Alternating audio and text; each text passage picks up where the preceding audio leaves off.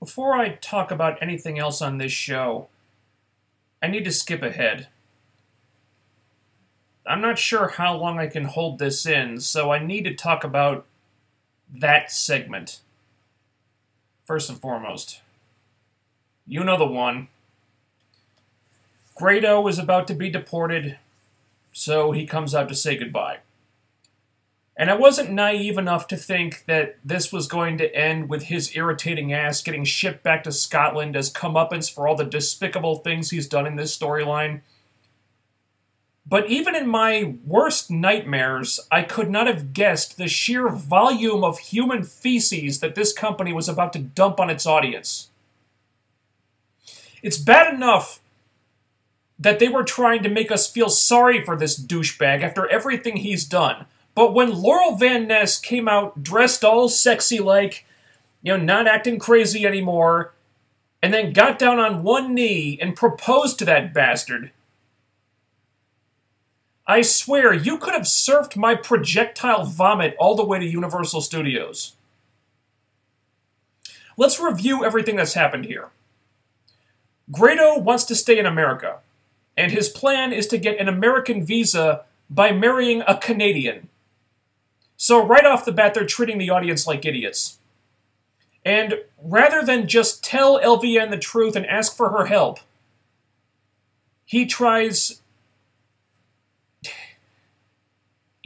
this woman who, on top of having a serious drinking problem, is clearly in a very vulnerable and unstable mental state, and he lies to her, manipulates her, takes advantage of her, treats her like garbage, runs away like a coward when she's in danger.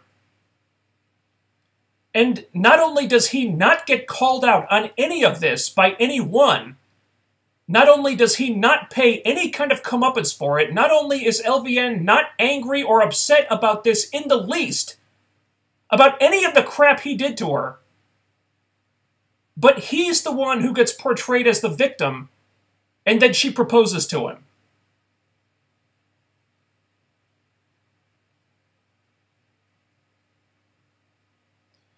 Guys, I'm being dead serious here, okay? Dead serious. This is misogynistic on a level that is deeply uncomfortable to me. This is hands down the worst storyline of the year in the entire industry. This isn't just bad. It's insulting. It's insulting to the LVN character, insulting to the knockouts, insulting to female viewers. It's downright offensive to women in general. And it makes me want to rip my goddamn hair out of the... And it makes me want to rip my goddamn hair out that the crowd in the Impact Zone was actually popping for this. I mean, Jesus Christ, don't you people realize what's going on here? The message of this storyline is literally, if you want to marry a beautiful woman, just treat her like crap, and she'll propose to you. That's the message. They're not even subtle about it. If this is the kind of trash that this creative team thinks is good, then I want every single one of those writers replaced. Every single one. Fuck Grado. Fuck this angle. Shame on all those tourists in the Impact Zone who cheered for it. And shame on every single hack in that writer's room responsible for this piece of shit. And this is where I come to all of you, my subscribers. You guys have stuck with me for a long time. And I would hope that it's because you think that what I have to say is worth listening to. Well, I need you to listen to me right now. I'm asking you guys for a favor. Because guess what? I've read all the show reports for the next few months. I've read all the spoilers. And this storyline, it's not getting any better. Grado does not get taken to task for any of the despicable things he's done. He continues to be portrayed as a sympathetic goofball babyface who we're all supposed to love for reasons unknown. LVN does not get vindicated. She does not get to come to her senses or get payback on Grado for manipulating her like he did. If anything, she gets crapped on even more. And I don't know about you, but I have a big problem with that. I have a problem with a writing team in a company that built a reputation on treating its female performers with respect that would put something like this on television. So here's what I'm asking. I want everyone watching me right now to tweet this video, or maybe I'll edit a shorter version and put it on the YouTube page, and you can tweet that one. But tweet this rant that I'm making right now to Jeff Jarrett, Dutch Mantell, Jeremy Borash, hell, Gail Kim even. Anyone working backstage who might have had any kind of creative input into this angle. Because something is not computing with these people. They need to join the rest of us in the 21st century. They need to be made to understand why ill-conceived storylines like this, that show a, frankly, alarming disrespect for women, not to mention a pretty obvious contempt for their audience, are not okay. This shit is not cool. And they don't even seem to realize that there's a problem here. And look, the angle got over big, I can't deny that. So I'm sure they won't give a rat's ass what some guy on YouTube has to say about this, but goddammit, somebody has to take them to task for it, and I don't see anybody else volunteering.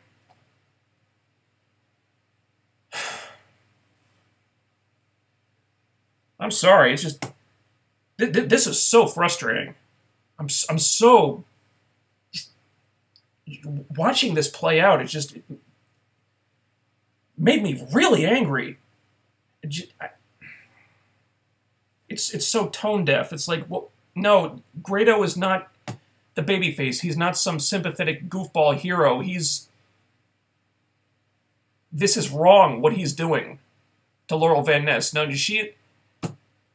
it's not some love story that we're supposed to root for. He's doing a bad thing here. They don't even get it. They don't realize what's happening.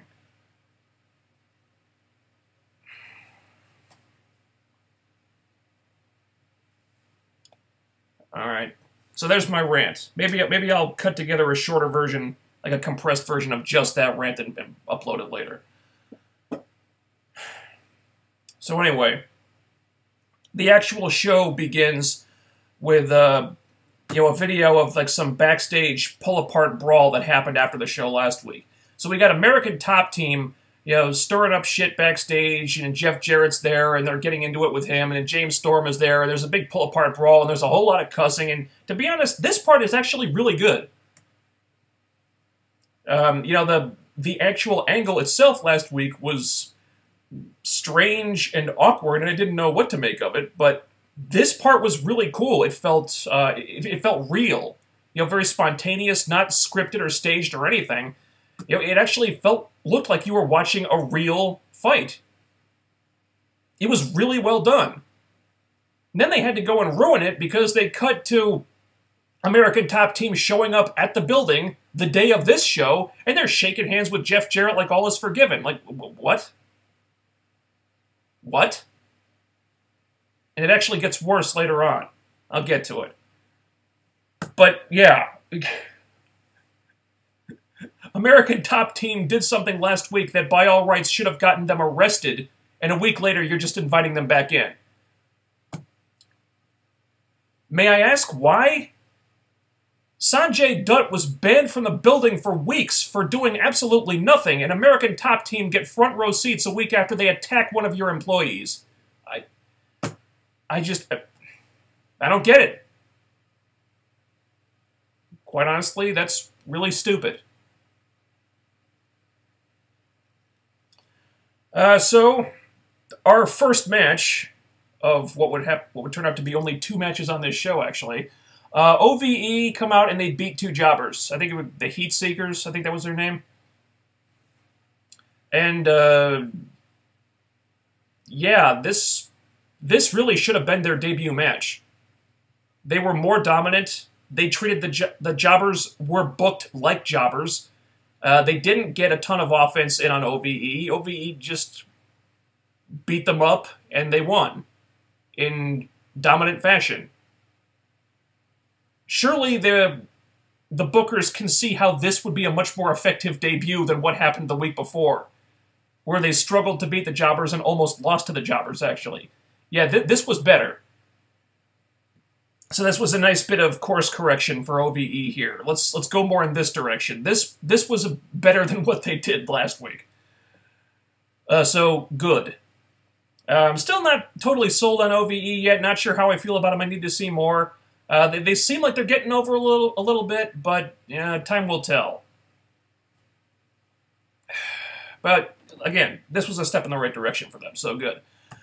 And after this, it was time for Taryn Terrell, and oh my goodness, Taryn Terrell. This I did not expect. Did not expect. Correct me if I'm wrong, didn't Taryn leave wrestling because she found religion and wasn't comfortable with all the sexualized stuff anymore? I guess she had a change of heart because she comes out in basically lingerie. And I'm not gonna lie, I did not hate this. I'm still partial to my redheads, but wow, that was nice to look at. I nearly poked a hole in my shorts. Yeah, nice outfit. And actually, the outfit makes sense too if you think about it. Because if she's opposing Gail Kim, who has always wanted women's wrestling and the knockout division to be taken seriously and get away from the cheesecake stuff that the Divas used to do, what better way to get under her skin than to dress like the embodiment of everything she hates? And also, she's got the lights and the smoke and the theme song that's actually a really good theme song. Big thumbs up on that entrance. Taryn Terrell came out looking like a star. And then she took the mic, and things went a little sideways. Yeah, her promo seemed not over-eager exactly, because that's not right, but she seemed a little too earnest, like she was trying harder than she needed to be annoying. She showed a lot of personality, I'll give her that. But I feel like she was dialed up just a tad too much. Like she was dangerously close to crossing that line between annoying heel and just plain cringeworthy. I see what she was going for. Like the sexualized Valley Girl type of thing. It's not a bad gimmick to go for, and I don't think she was that far off. But let's rein her in a little bit next time, because she was a little too over the top here, in my opinion. Funny thing though, once you get past the typical heel reasoning for turning on Gail of, oh, she doesn't appreciate me, and she doesn't follow me on Twitter, you guys, and all that stuff, and you start listening to what she's really saying, she actually made a really good point. Basically, she's tired of the knockout division being all about Gail Kim, and hell, I'm right there with her. Wanting this division to focus on someone other than the person it's focused on for the better part of a decade is very reasonable. It's a good idea. And it doesn't make her a heel for saying this. It makes her the fucking babyface. Especially when a lot of fans feel the exact same way. Focusing on new people, people who are not Gail Kim, is a good thing. It's something this division has needed to do for a long time, even more so now that Gail is about to retire. And isn't this almost exactly what Sienna said in that video package? That everything Gail does, she has to make it all about her? They're not wrong, guys. Why is it that every time another knockout makes this argument, they're made out to be the heels? Got news for you, Impact writers. They're not. So then Gail shows up and runs Taryn off. Good segment. Good segment. I agreed with what Taryn said, even though I wasn't supposed to. And if we get more Gail-Taryn matches out of this, that's cool with me. But, and here's the kicker, not if it's going to come at the expense of the other knockouts. Like Sienna, for example, the Knockouts champion, who, not shockingly, did not even appear on the show in person this week. I wish I could say I was surprised, but this is what tends to happen when Gail is there. If she's not the champion, or feuding with the champion, then whoever is the champion takes a back seat. Welcome to Gail Kim, everybody. Once she gets her screen time, the rest of the knockout division doesn't really matter that much. So, we do a Gauntlet for the Gold hype video. Basically just promoting this match to crown the new world champion later in the show. It's a really good video. Kevin Sullivan is great with this type of stuff. We get little snippets of interview clips from multiple participants in the match saying what this opportunity is about, what it means to them, and why they want to win, why they're going to win, and all that stuff. It makes the match look like a really important and a really big deal. It's good video. Excellent job on that stuff. And then we go back to American Top Team, because this was basically the through line throughout the show. Not the Gauntlet for the Gold match or anything like that, but no, American Top Team. That's what we're meant to come back to throughout the night and follow. I'm not sure why.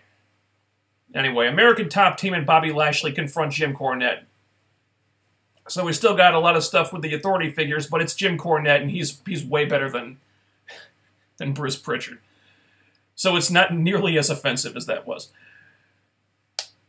So they confront Jim Cornette in his office. Now, Bobby Lashley is angry that he's not the world champion already, because Cornette was just going to hand him the title last week, and Cornette put a stop to that because of corporate.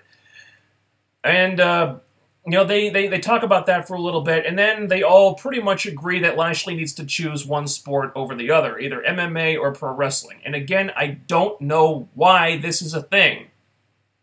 Why does he need to choose one or the other when he's already proven that he can easily excel at both at the same time?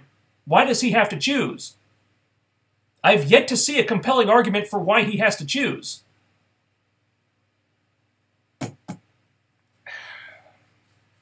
mean, those early video packages about the stuff were well made, but the more we get into this, the more I'm starting to call bullshit on this whole thing.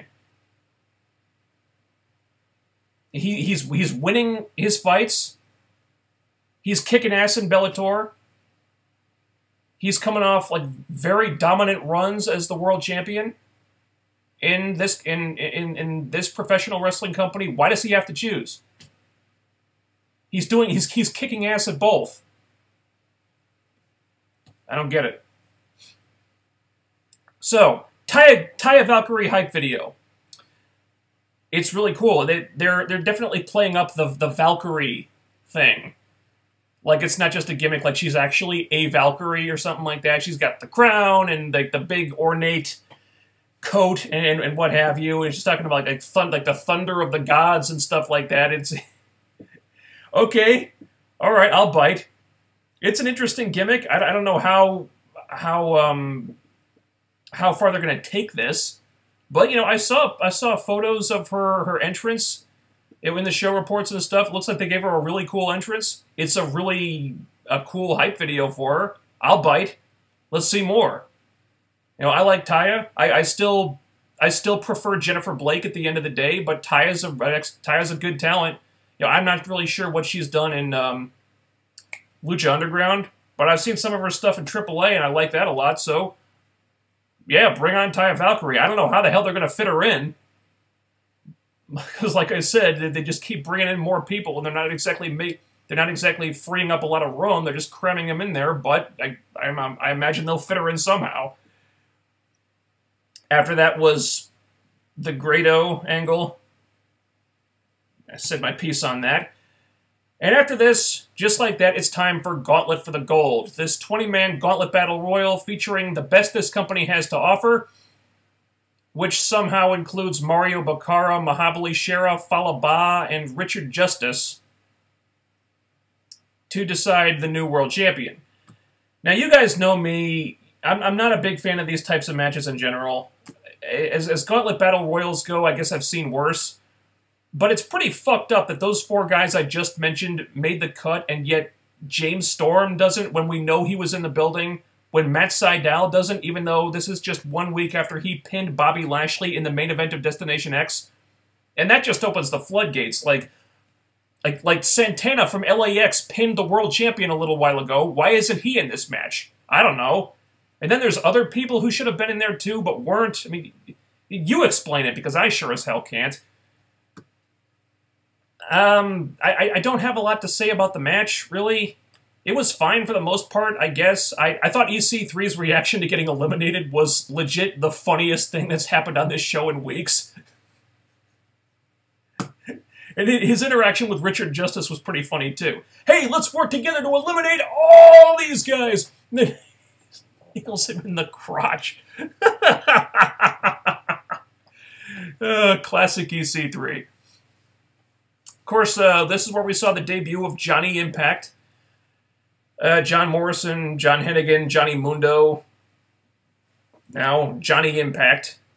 Liked EC3's reaction to that name, too, but actually. He got a good reaction. He performed well. He was booked strong. Maybe he should have gone to the final, too, but if they didn't want him to get pinned in his debut, I get that. You know, I stand by my opinion on the guy. Never really... I always kind of thought he was overrated in WWE. Haven't seen anything he's done since then, so I don't know. Maybe he's improved. Maybe he grew some charisma. I'll give him the benefit of the doubt for now. But yeah, this was a good debut for him. Good debut. But the thing that drove me absolutely nuts about this match was the American Top Team shit. They're back at ringside again when they attacked the referee last week, because by all means, let's just allow them back at ringside after that. They're pissed off when Lashley gets eliminated by Moose. Now, you'd think that if they were going to do something about this, they'd do it then. Or they'd do it when Moose got eliminated right after Lashley and he's walking to the back. But they don't do anything. Instead, they wait until after the match is over to cause some big shitstorm. I don't know why they would wait until after the match is over. That makes no sense. So literally seconds after you've crowned a new World Heavyweight Champion, which you really need to come off like a big fucking deal, you're cutting away from him to focus on these no-name MMA guys at ringside for something completely unrelated. So instead of having them do whatever they were going to do when it would have made sense and when it wouldn't have taken away from the match or the post-match celebration at all, you waited until the absolute worst time to do it, when it made no damn sense to do it whatsoever, and instantly undercut your new World Heavyweight Champion.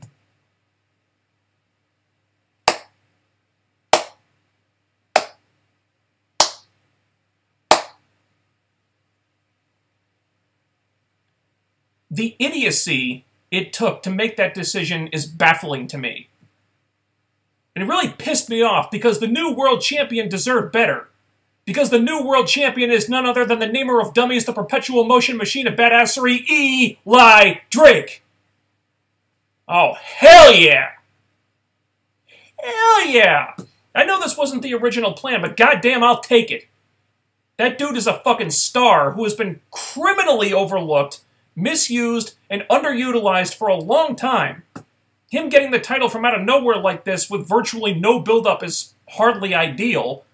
But regardless of how it happened, Eli Drake is the world champion, and I am thrilled about that. I think a lot of people are. I mean, once they were getting down to the final few guys, he was definitely the one the crowd was behind. They were chanting his name. They wanted him to win over Johnny Impact, over Eddie Edwards. And I really, really hope that management was paying attention to that, because they have to start realizing what they have with this guy. No more taking away his mic time for no reason. No more pairing him up with jobbers that do nothing but drag him down. It's time to let this man run with the ball for realsies. So, Jeff Jarrett, Dutch Mantell, you got a great world champion here.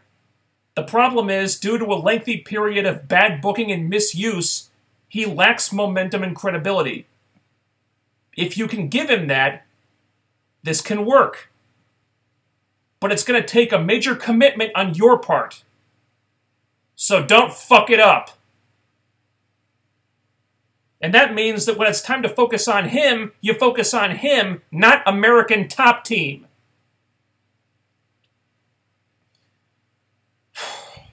I talk about a roller coaster of a show.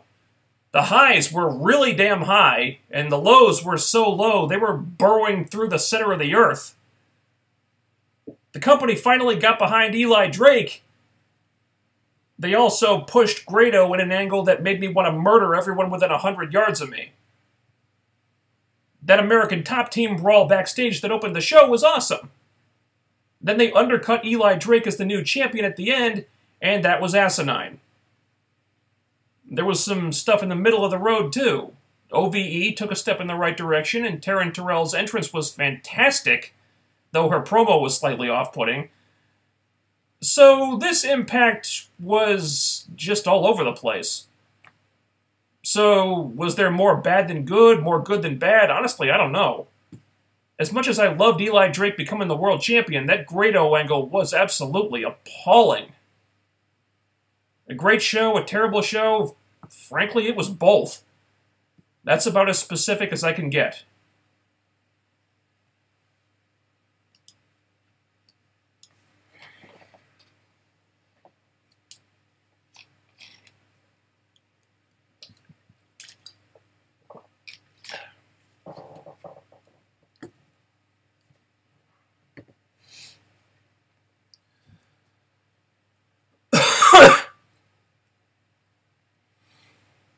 Maybe they'll announce that Laurel Van Ness is Canadian at the wedding.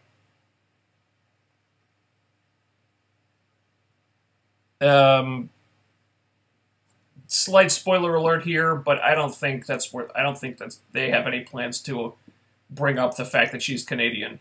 I don't think that's going to factor into it because of stuff that's going to happen later that I'm not going to spoil for anybody. But yeah, I don't think her being Canadian has really dawned on them, which is really baffling because it's on her Twitter profile because she said that she's Canadian in videos on the YouTube channel. It's not like they can just pretend that stuff doesn't exist, and yet they are.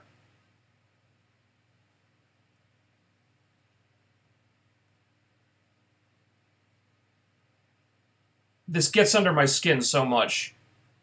Like, just ignoring such obvious details like this that poke so many holes in your storyline. It's like, we are not stupid.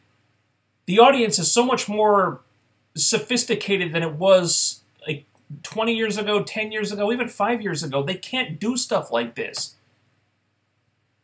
They have to take that into account, and I'm not trying to play the... I swear I'm not trying to play the ageism card, but they really need a younger voice in the writer's room that's going to look out for stuff like this and pay attention to details like that.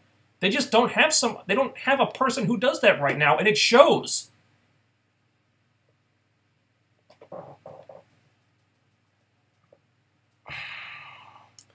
What did you think of Taryn Terrell's new music? I liked it a lot. I suspect Dale Oliver had nothing to do with that one because it sounded unique. It sounded like it's something that when you hear that, you'll know it's her coming out. It's not generic at all. So I'm pretty sure that's something that they outsourced to somebody not named Dale Oliver. Let's see.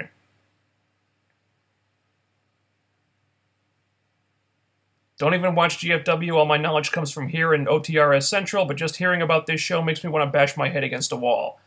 Yeah, kind of how I felt when I was watching that Grado angle. Yeah. Yeah, the whole we have a surprise wrestler and that wrestler being Johnny Impact, who they promoted to be at this show. Rather stupid. Yeah, it's like, oh, yeah, we have a... Who is the mystery participant? Oh, I don't know. Maybe it's the guy that debuting new guy that you promoted last week who hasn't showed up yet. Maybe it's him. Come on, man. It's the little details that make all the difference, you know? Why are you acting like you don't know who it is when the... Come on. What did you think about the Defenders? Really liked the Defenders a lot. Yeah, I haven't really talked about the Defenders yet. Wanted to wait a little bit until everybody's seen it. I think everyone and their brother has seen it now. Really enjoyed it. I think...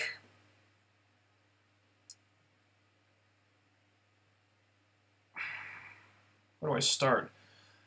After Iron Fist got what was, in my opinion, a lot of unfair criticism, I think this will hopefully address some of the concerns that a lot of those people had. Not the SJW Crusaders who are determined to hate it no matter what, but some of the more reasonable people out there who had complaints that seemed a little bit more legitimate. I think those people might be a little bit happier with what they did with Danny Rand here. Some of them complained about his character. Okay, certain aspects of his character do get called out, and it seems like they kind of accounted for that and maybe tried to resolve a little bit of those things and move him in a direction that'll be more appealing to certain people with certain opinions that I won't get into specifics about. Also, Finn Jones has definitely been leveling up in the Kung Fu stuff. Some people were saying that he wasn't that convincing with it in Iron Fist. He looks a lot more convincing now. You can tell he's doing a lot more of it himself, and he's gotten more comfortable with the Kung Fu, so he definitely kept training, and he looks good. Fight scenes are excellent. Writing, pretty good. Very character-focused. I like the dynamics between the team a lot. It takes them a little while to come together, but it makes sense because they don't all get along right away, and they take some time to kind of resolve their differences before they come together as a team. But it's a real thrill to see all these characters finally in the same room together. I mean, even towards the end, I mean, in Luke Cage a little bit, and even in Iron Fist, I was like, dude, there's no reason why they can't get together. Iron Fist is talking about, oh, I'm the only one who can destroy the hand. Claire, you've got Matt Murdock's number on your phone. Call him. He can help. And she didn't. I'm like, what the fuck? Why are they waiting for this? Just call Matt. And they didn't do it. I didn't get that. So it is really nice to have them all together finally. And when they are, it's really cool. Iron Fist and Luke Cage's first meeting is great. Daredevil and Jessica Jones, you're playing a little game of cat and mouse when they meet, and something is really cool as well. And it's very much like the Avengers was, in that they laid all the groundwork first. They were very careful and did it methodically over a long period, so that when you got to the payoff, it really meant something. Same thing with the Defenders. It's very much like one big complete story, and you can see how from Daredevil to Jessica Jones to Luke Cage to just Daredevil again to Iron Fist, and now the Defenders, that's all phase one. That's all one big story. I think Daredevil and Iron Fist are like the two bigger building blocks. Jessica Jones and Luke Cage don't really factor in as much in the setup for Defenders. So if you're wondering which ones to skip, you could honestly skip Jessica Jones and Luke Cage, because Daredevil and Iron Fist really get a lot of the backstory that you need to understand what's going on. So they're the primary focus. But overall, I really enjoyed the hell out of the Defenders. I wish there was more, because I went through those 8 episodes just like that. I can't really snap right now, but there, like that. Do I have any criticisms? Not really. Sigourney Weaver is really cool. What they did with Elektra was interesting.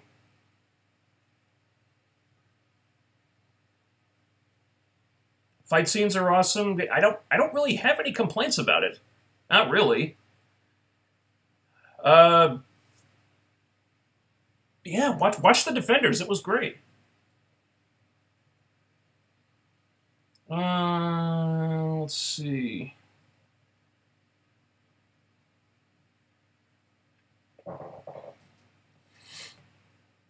Taya, will Taya be a face or a heel? Is the question. Well, let's be honest. If she's a face, she's not getting any TV time. Because Gail is just going to supersede every other babyface knockout they have in that regard, most likely. They really only have one heel knockout right now with Sienna. But also Diamante, but she's with LAX, and also she's probably still injured. So there's more room for her to do stuff on the heel side.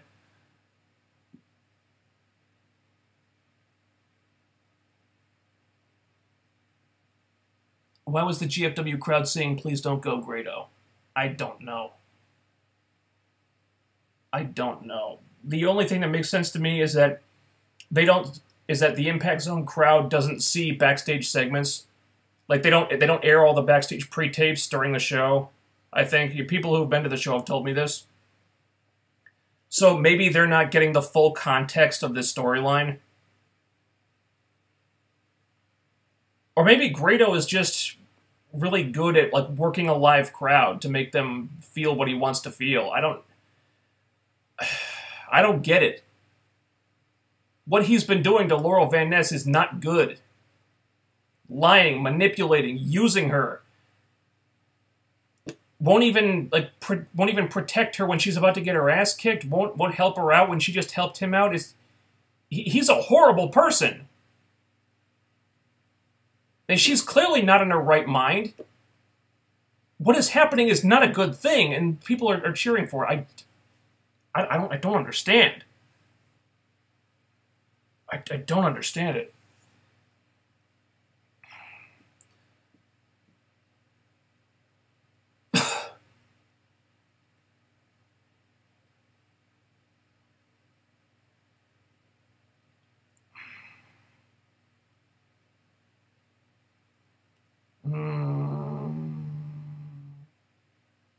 Sienna's been a disappointment. She's not giving the promos she did in the indie scene, nor is she putting on good matches. Well, I think some of that has to do with being on television now and being somewhat censored in what she can and can't say. I've seen some of her promos on the indies that she would absolutely never be able to say on television. If she did, they'd have to cut a lot of the stuff out. Also, it also probably has to do with the amount of time the knockouts get, because they really don't get a lot of time on the show right now. And I don't really understand the people criticizing her matches. I think her matches have been fine. So I don't really agree with the criticisms of Sienna. I really don't. At least LVN looked normal again. Yeah, enjoy it while it lasts. Not spoiling anything, just enjoy her being normal again while it lasts. That's all I'm going to say. Are fans supposed to be on Gail's side because she comes off as selfish as the heels? I think she comes off as more selfish than the heels. That's the problem. I've been over this, but we've seen in recent times, we've seen people like Maria and Sienna, and now Taryn saying that they don't like all the attention being on Gail. They don't like the knockout division being all about Gail. That the other girls deserve a chance too. And they're always portrayed as the heels for saying this. But they're not. What they're saying is right. It isn't good that the division has always been about Gail Kim all the time. It isn't good that it always focuses on her ahead of everybody else.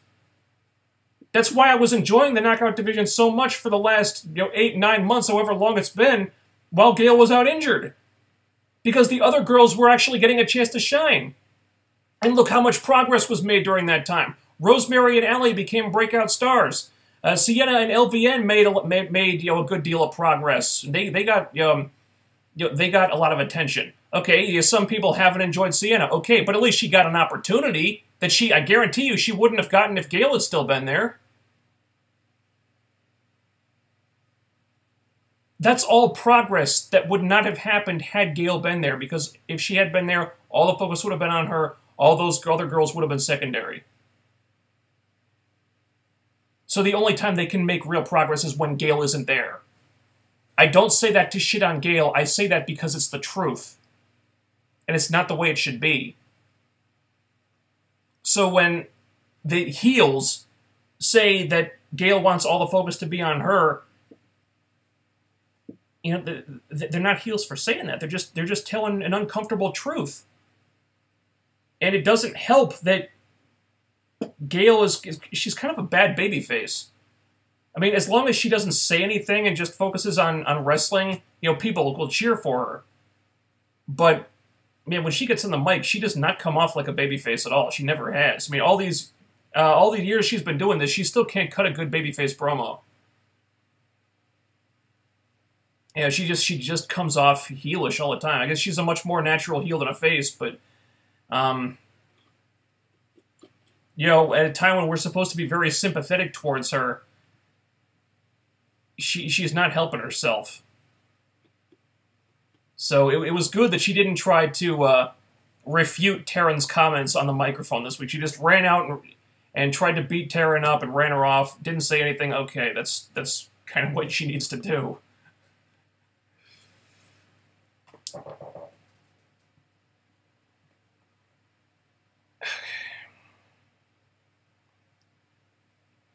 With Taya there, I hope it means they're moving on from Gail.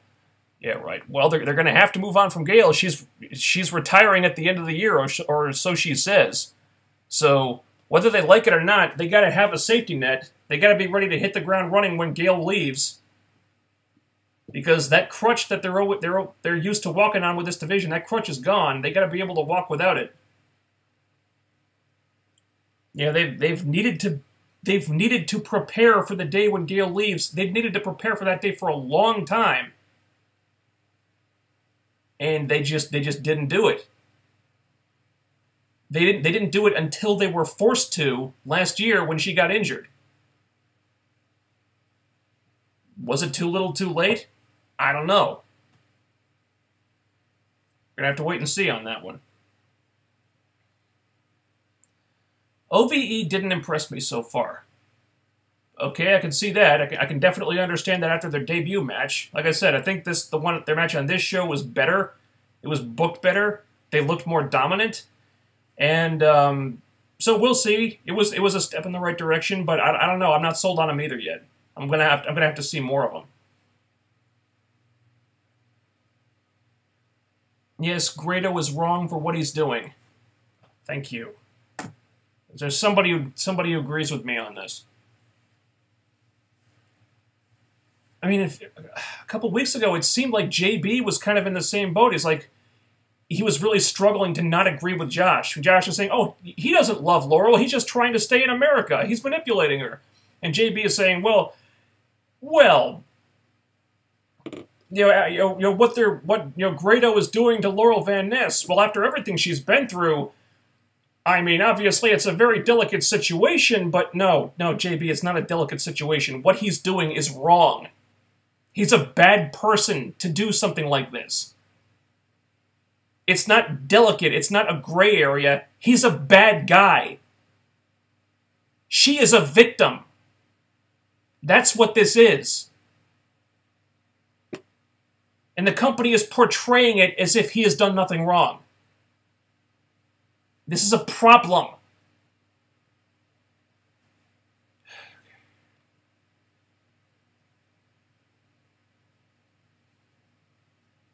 I don't want to...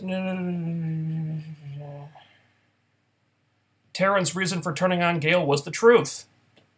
Mm-hmm. Is Taya Valkyrie's new gimmick supposed to be like Cersei from Game of Thrones? Possibly. Would not surprise me if they took some inspiration from that. Honestly, it wouldn't be a bad way to go. Incorporating a little bit of pop culture from the biggest show on television right now. Okay. Gail is the real heel. Mm-hmm.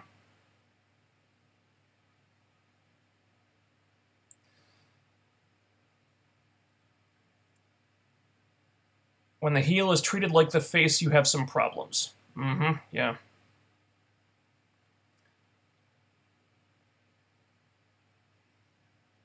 The jobbers from last week are OVE's stablemate proteges on the indies. They probably wanted to share some shine with them. Very nice, but dumb. Yeah, I heard about that. It's like they trained those two guys, so they wanted to give them a little something on TV.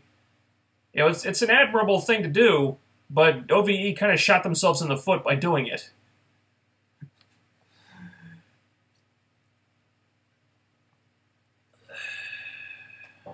Let's see.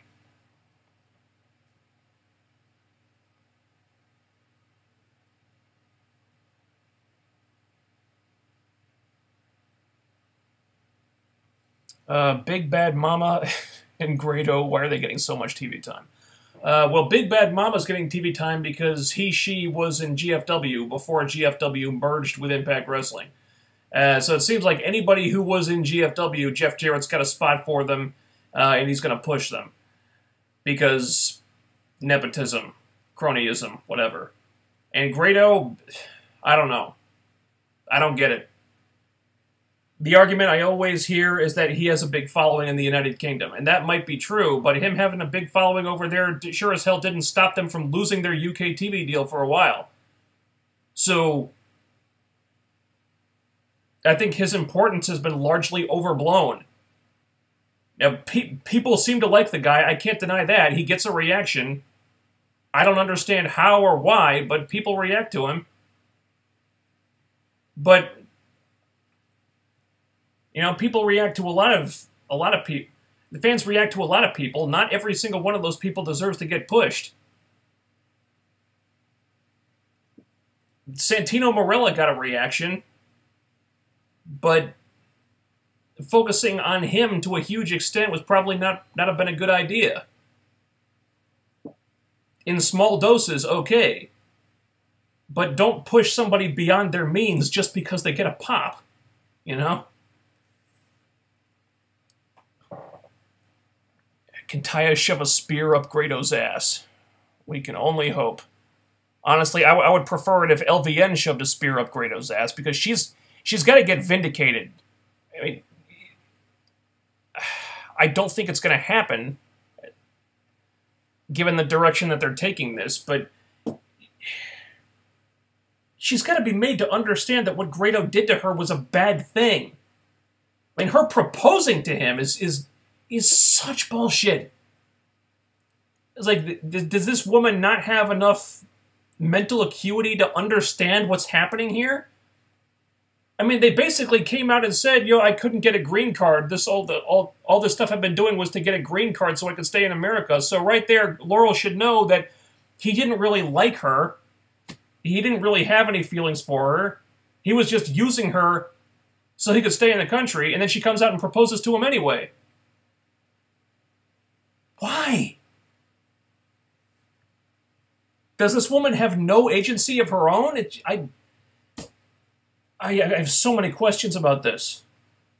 I really wish I could have a conversation with the writers to try to figure out where their heads are at with this angle, because, oh my God.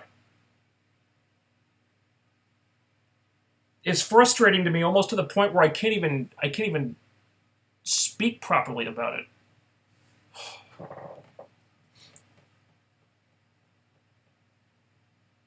LVN is now a full-on heel. I don't think so. I think she's more of a...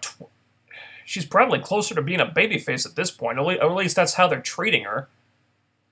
What she's supposed to be in actuality, I don't know. Tweener, maybe? I don't think she's a heel anymore.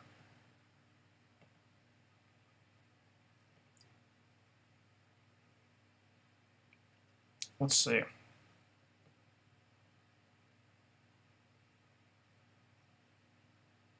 OVE should have had this week's match last week for their debut. Agreed?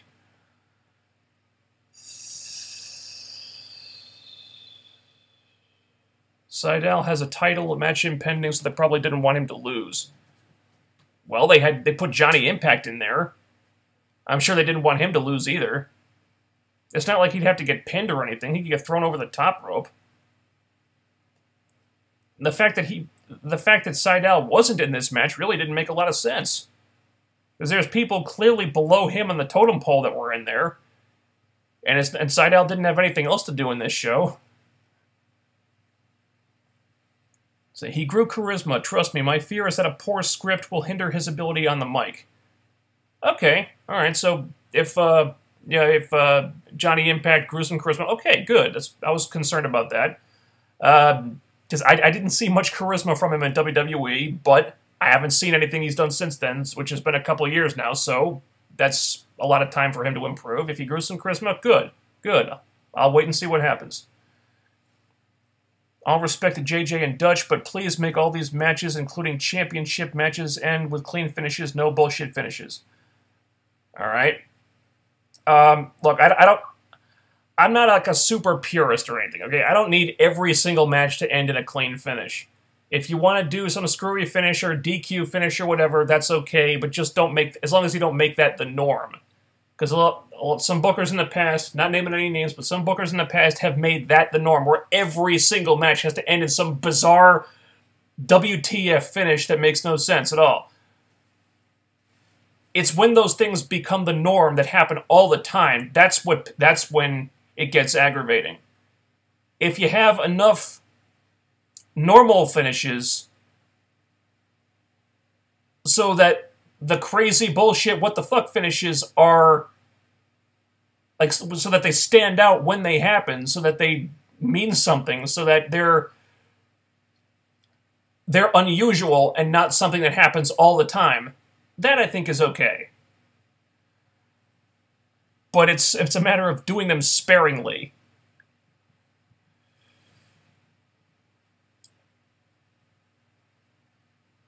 Now that they actually added some more talent to the Knockout division, what feuds should they do? Well, you know, I would have said Rosemary versus Allie, but I'm actually really enjoying them being buddies. So I don't want to see that feud yet. I like them being friends right now. And honestly, turning Rosemary heel at this point would just be stupid. Allie, too. They're too popular to turn heel right now. I don't know. Kind of depends what Taya's gimmick is going to be like. I expect she'll be a heel. I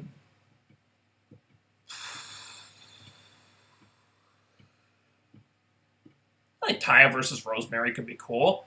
Also, maybe if they wanted to debut one of those new girls like Hanaya or Kira Hogan or someone and put them with OVE, because if they're going to be feuding with LAX. And they probably will, because it's not like they've got many other tag teams that are getting pushed to the moon right now. If they're going to feud with LAX, you know, Diamante is probably going to get involved. I don't know where she's at with the knee injury. I assume she's okay, because, you know, she hasn't been limping around or anything. And she's still kind of getting involved in matches and stuff, so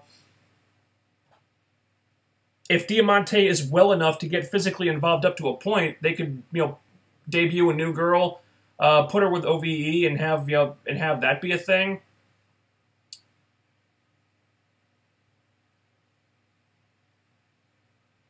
I think Taryn Terrell and Rosemary would be cool. It's kind of like back in the day when the Beautiful People were feuding with Roxy or ODB. You know, a heel like that works really well when they're played off of a sort of an unconventional babyface, and Rosemary's about as unconventional as they come.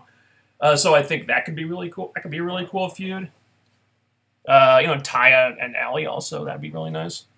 You know, say, look, I love MMA and pro wrestling, but an invasion angle between GFW and American Top Team, fuck that shit. Yeah, I don't know where they can go with this. Are the American Top Team guys gonna get in the ring and wrestle? I don't know. Are they gonna like recruit some other MMA guys to come in and wrestle? I don't know. It's confusing. I'm not sure what kind of mileage there is in this angle or why they're even doing it. Outside of hopefully getting a plug on SportsCenter, maybe. I imagine maybe some of the MMA sites will cover it. That could be the only reason why they're doing it. But that's the case, it's awfully transparent, because from a storytelling standpoint, I'm not sure what you can actually do with this.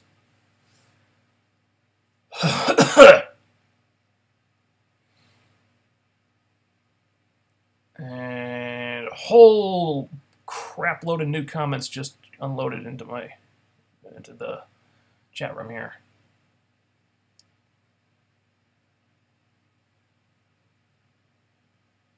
You're going to listen to Taya's interview with Jericho on this Wednesday. I didn't even know about it.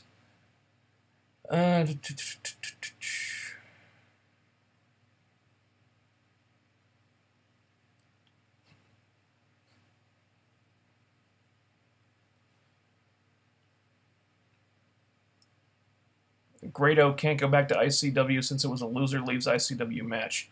Yeah, also, aren't ICW, don't ICW have some kind of working relationship with WWE now? I think they're putting ICW content on the network. So, yeah. GFW/Impact Wrestling probably wouldn't allow that. So, I guess we're stuck with them.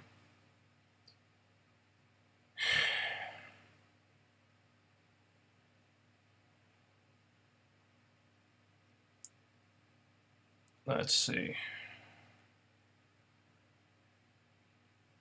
Do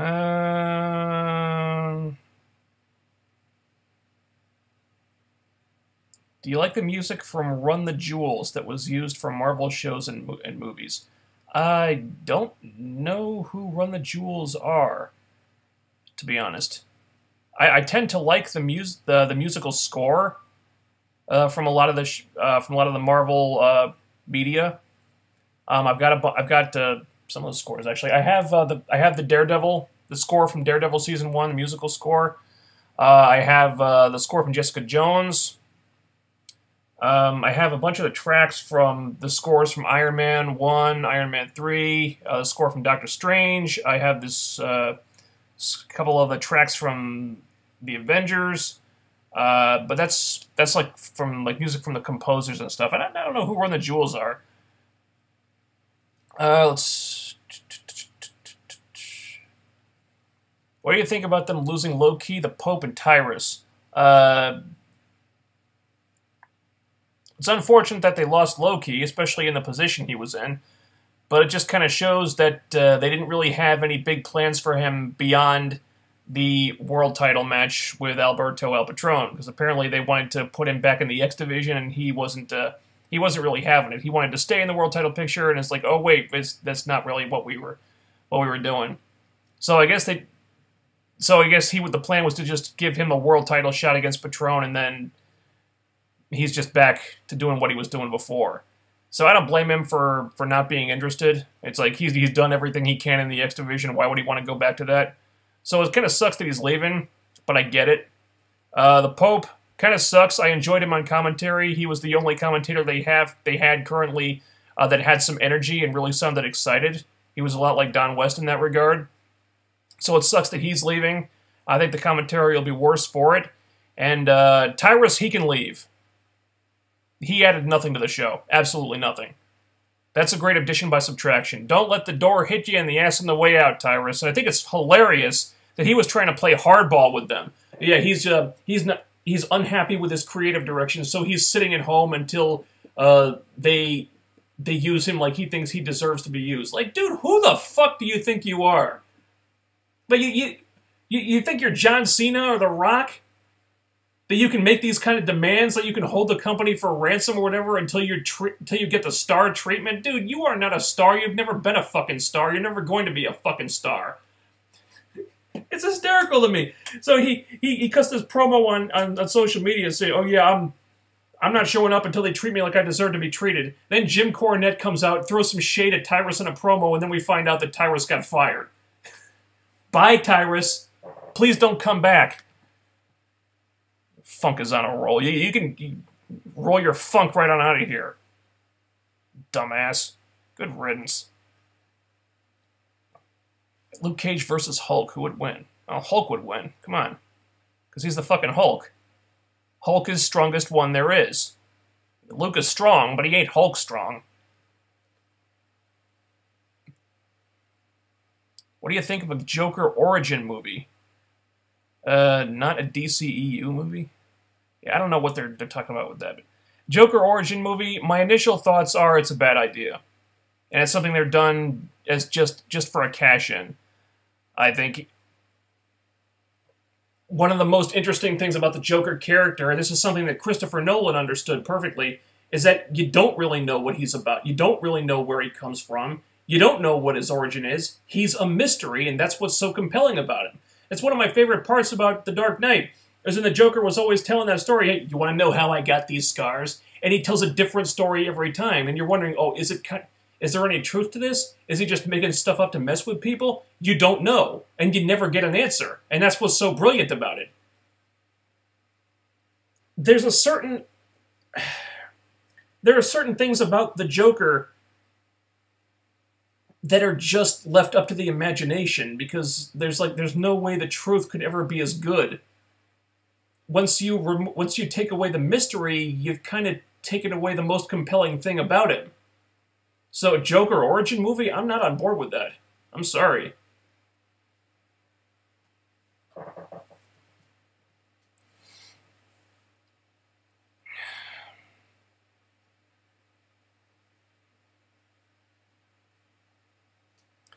If Gail gets another chance at the title, will she win on her way out, thus making the division look bad, or will she put over somebody finally? My guess is she'll just win the title and retire with it. And I really hope that's not the case, but it's what I think is going to happen. I think Gail, in my opinion, if Gail does win the title, she should drop it to somebody. She should put somebody over on her way out, because that's just good. That's kind of what you do. When you're leaving, you pass the baton off to the next person. So, I don't think she needs to win the title back. If she's going to win it back, so be it. But in your last match, Gail, please put somebody over. Drop it to somebody. Drop it to Rosemary or Allie or someone. Please. Because these girls have to carry this division when you're gone. And you just winning the title and walking off into the sunset with it, not putting over anyone, not giving a rub to anyone, is only going to make that job more difficult for them.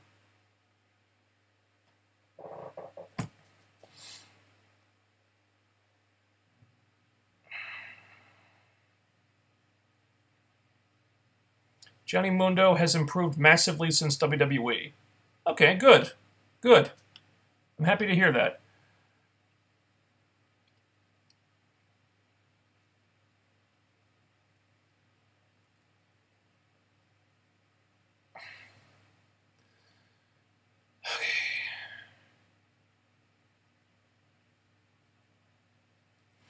I like Josh in commentary, don't see a reason for him to leave, just add a third person on commentary with him and JB. Here's a crazy thought. Put Don West back in the announce booth. He was great at Slammiversary. He sounded excited, he had energy about him. And look, I like JB, but he's been underselling a lot of stuff recently. I'm not saying make huge changes, I'm saying that him and Josh together kind of need a little bit of help. Put Don West back in there, please. Please. That guy can sell anything.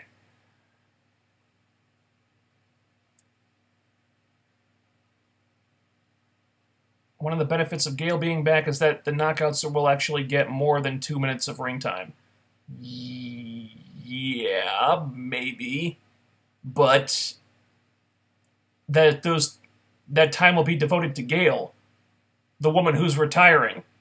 I suspect the other knockouts will probably be getting about the same amount, if not less.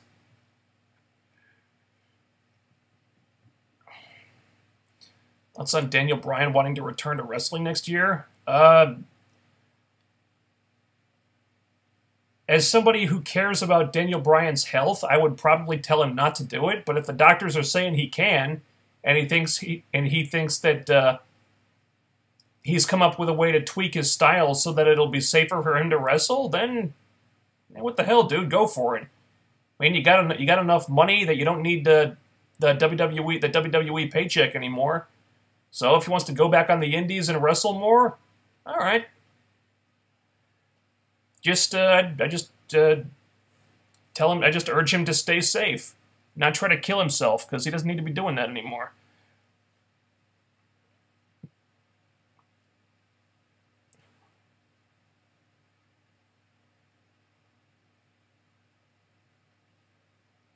Enzo is rooting for Floyd Mayweather.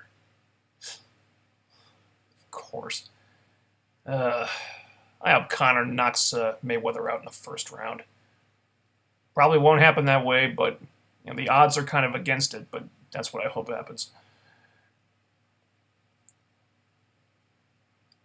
Let's see. Don't know how I feel about Johnny Impact name. I understand it's due to copyright IP reasons that he can't use his WWE or Lucha names. What would you call him if he doesn't want to use his real name on GFW? I don't know.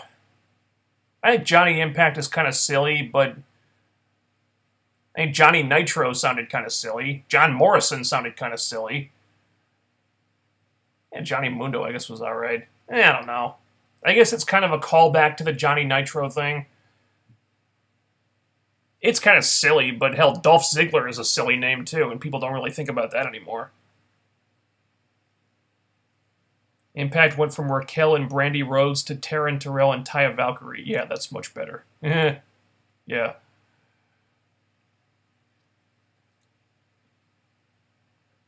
PW Insider reports Johnny's work at the tapings received rave reviews. Many people... Johnny is said to be a major part of the story. Yep, yeah, I heard about that. Yeah. Raquel didn't get vindicated after Robbie E's camera in the dressing room segment, so I don't expect LVN to all of a sudden hate Grado. Yeah, that's true. That's true. The bromance were just spying on her, you know, watching her take her clothes off, which is a massive invasion of privacy and not too far removed from being a sex crime. And not only does Raquel not have anything to say about that, apparently she was fine with it. So, and even though it's a completely different writing team now, we're doing this where the man treats the woman like garbage and then she proposes to him. I'm not sure how we got here. What happened to...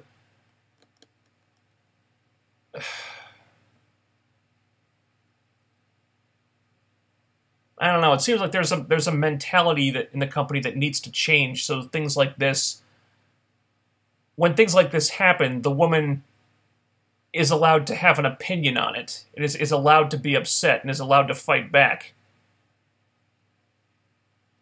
I'm not against that stuff happening, but the woman has to be vindicated ultimately.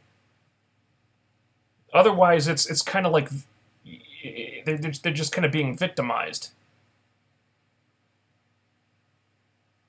And I'm not sure how that stuff still flies in 2017. I'm not. Can we all agree at least that Grado is better than Tyrus? Well, I'll say this, at least Grado can get over. I don't know how he does it. I don't know why anyone reacts to him, but somehow, some way, he gets a reaction. And that's something that Tyrus cannot do. Something Tyrus has never really done in this company. Have you slept? Well, to be honest, I haven't really been sleeping all that well. Might need to get a new mattress. Because my shoulders hurt a lot. Have trouble waking up early. So to answer your question, yes and no. Not as much as I'd like. I really wish GFW would hire young writers with new, good ideas. Well, HR has my resume on file. Because I actually did apply to be apply for a job back when it was still Impact Wrestling. Actually, I think I did it a couple of times. No luck, but you know, I wanted to say I gave it a shot. But yeah, I really wish they would get like a younger voice in the writers' room. I think it's very obvious that it's kind of a middle-aged sausage fest in there right now.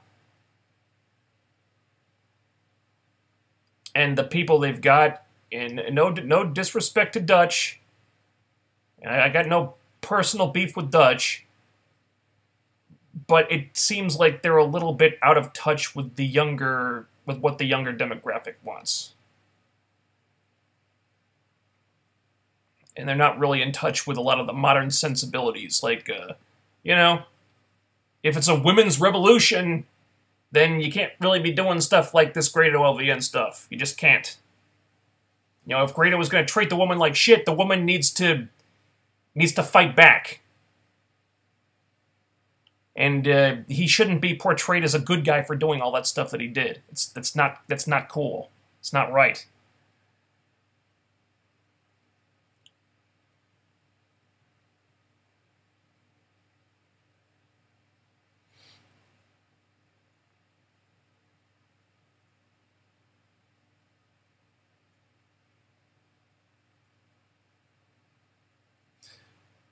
They are recreating Central Park on the set for the Dark Phoenix, which means that they'll most likely be that famous X-Men vs. Phoenix fight. I believe that would be the fight in the Dark Phoenix saga when it's right after they escape from the Hellfire Club. Correct me if I'm wrong. Okay, so all right. I'm not holding out a lot of hope that they're gonna nail this one. A lot of the stuff that I'm seeing, the information that's come out is saying it's going to be overloaded and there's going to be too much stuff. They're going to try to do too much. Because, look, Dark Phoenix Saga is a story that has a lot of build-up in the comics. That's a long-form story told over a couple of years.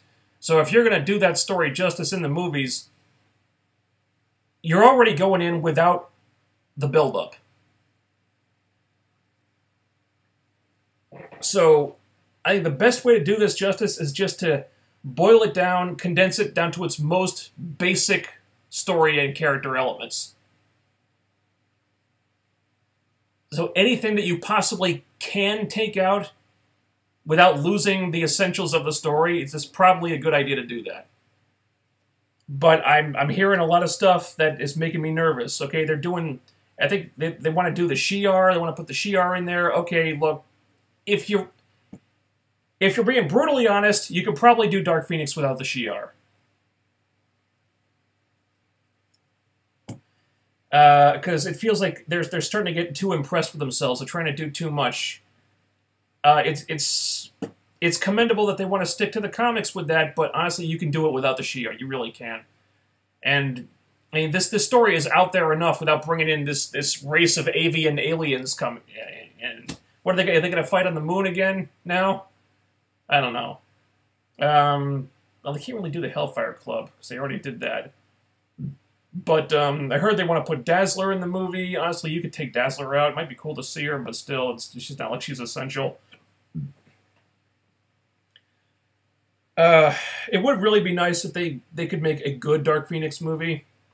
Because, I mean, X-Men 3 just shit the bed in that regard. But I don't know. I just don't know. I don't have a whole lot of confidence that they're going to pull it off.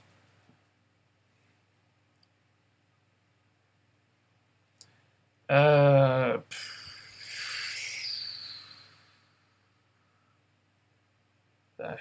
hell was I now? Alright, I have to think about wrapping this up at some point. In the not too distant future, because I got other stuff to do. Crap, where was I?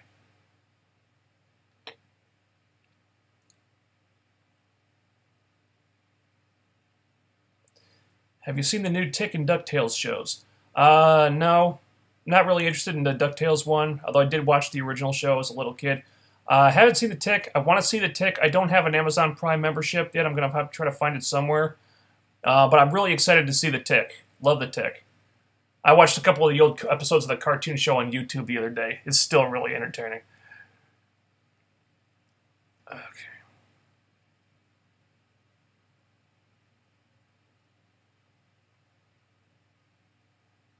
Why don't they use some of the X Division talents from the Tag Team Division? That's an excellent question. I don't know why they don't do that. They could. You could do Trevor Lee and Caleb Conley. Could make them a tag team.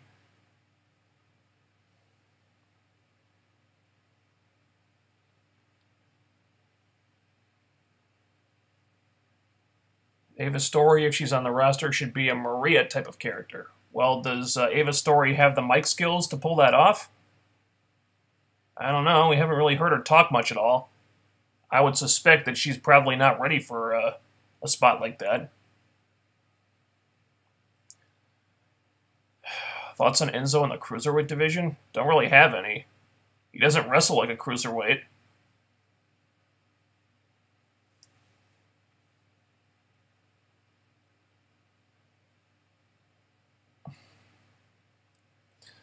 Want them to sign more girls so they can finally bring back the Knockout Tag Team titles. Well, yeah.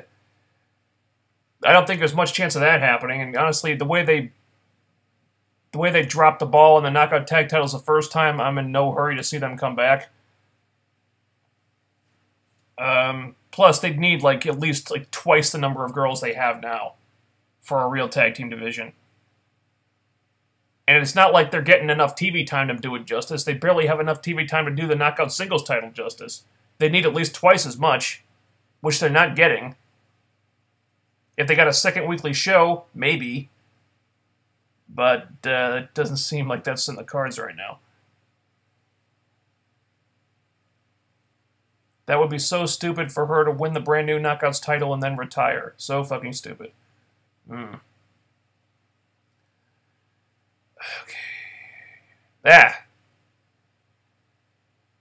It's like it saves up a bunch of comments and then posts them all at once. So suddenly I get lost every time.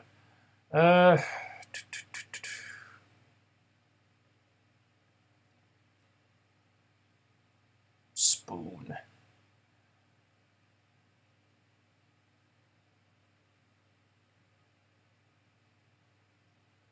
The comic show poster returning when the shows return in about a month. I've got something else in mind for that, actually. I'll make an announcement about that when the time's right. LVN should have had the split personality gimmick. Yeah, I think that would have made sense. Because some people like the crazy Bridezilla thing. Other people wanted her to go back to being the spoiled rich bitch. Split personality would have seemed like it would have made everybody happy, and it would have been something different. I don't know of anybody who kind of does that gimmick. I think it could have worked.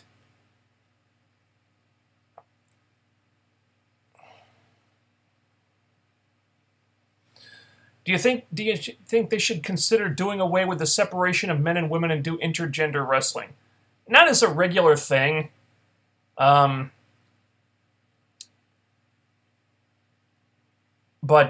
doing it maybe on a semi-regular basis when the story is right and when you've got the right guy and the right woman, so that it's convincing. Then yeah. I mean, a while back I was arguing that maybe they should experiment with intergender wrestling because it's something that WWE really didn't do. And, they did it a little bit, but they kind of made it a joke when they did it. Like, Robbie E versus Brooke was a joke. So, they didn't really take it seriously, so I guess, alright, I guess they're not going to go there. But under the right conditions, I think it could be something worth exploring, and I still think that. You're going to watch the fight. I'm gonna find it somewhere. Thankfully, I don't have to work tonight, so I'm actually free to watch Conor Mayweather.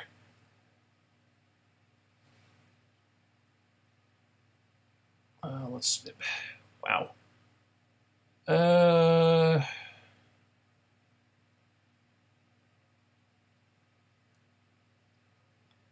KM is not a liar. Damn right he's not a liar. And he's still undefeated, goddammit.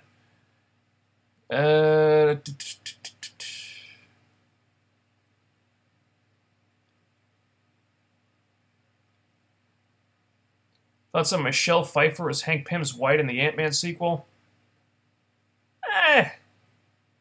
It's fine.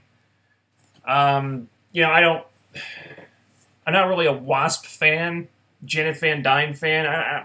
I don't know. They could do a lot worse. Michelle Pfeiffer, she's a good actress. I guess she's mostly age appropriate for what they're going for. I think it works.